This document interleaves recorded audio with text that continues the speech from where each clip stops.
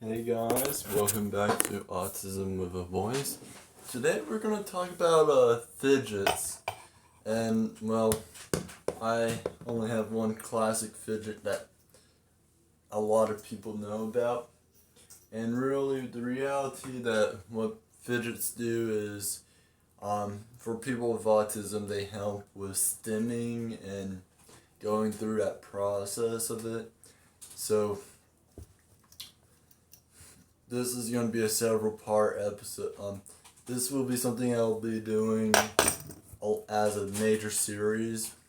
It won't end because there's always new fidgets and toys to stim with. So I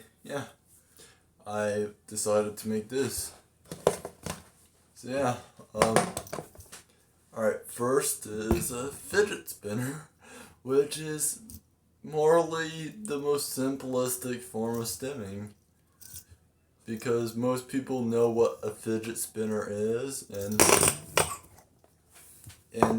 they're really annoying. They've been banned from several schools, and honestly, they're not that, like,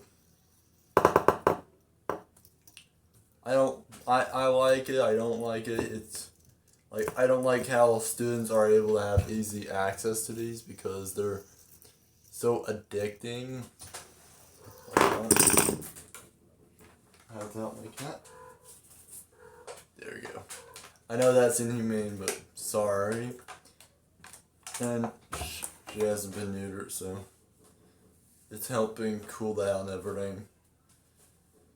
And really, well, sorry. So, back to the subject.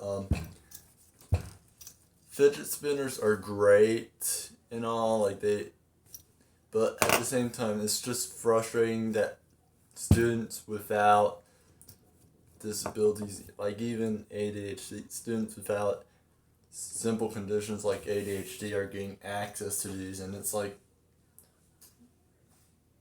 the real thing is, these are developed for people with ADHD and autism to STEM, to actually.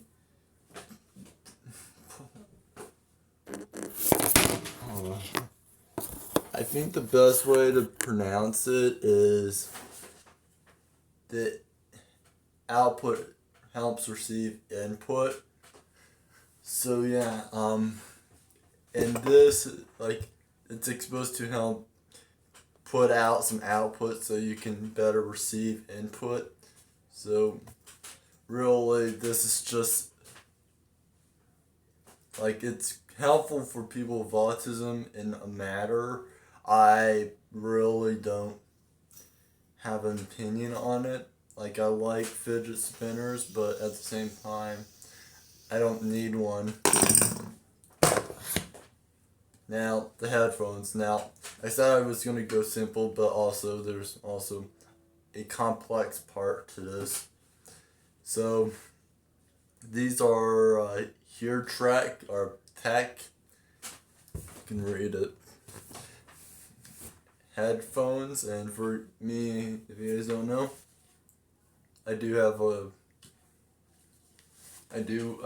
sensitivity towards loud noises, even when I'm on there. So I feel I typically have earbuds in and something to help drown out the noise. But yeah, but in reality, when something loud happens, like a fire drill or fire trucks or anything loud in the environment, it can be overwhelming, and that can really contribute to overstimulation.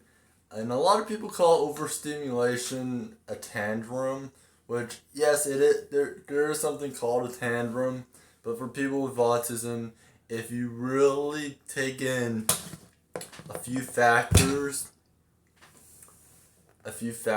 like, just observe your surrounding on what's going on and really think and connect, oh, this is what's going on, then you would better understand what's really going on and what type of care and attention needs to be applied.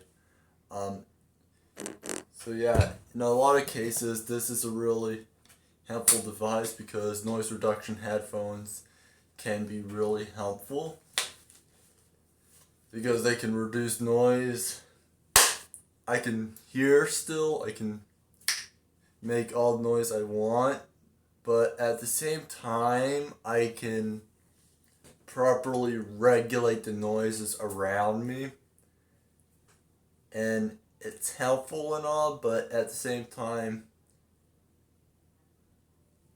like, this is a necessity because I can't handle loud noises. I have to admit to that. I do not get along with loud noises. These are literally lifesavers, and I love these because I could pack them easily in my backpack, and if something happens, I could just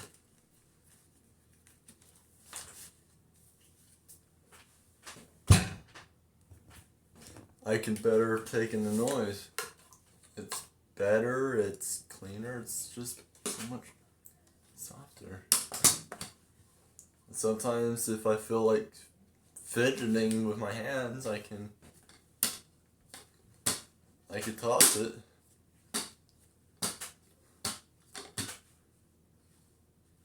Now I'm going to point out a few bad stems that are surprisingly common with people with autism. So,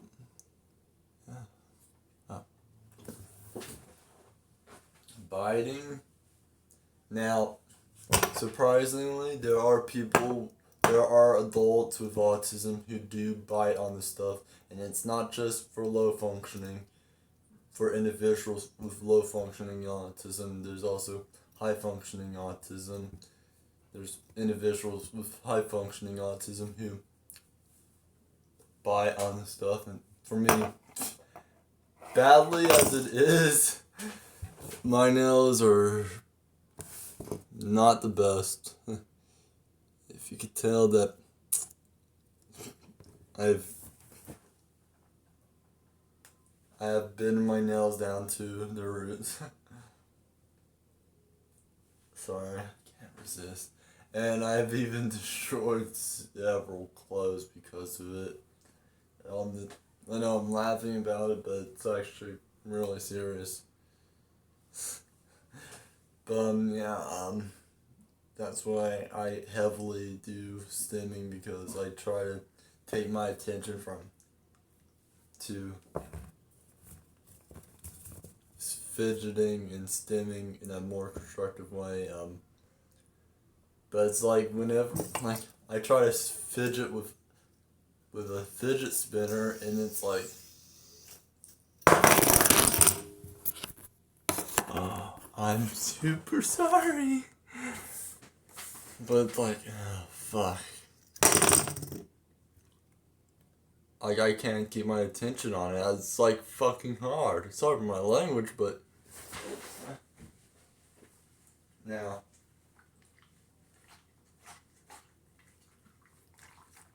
I'm gonna let this cool down a little.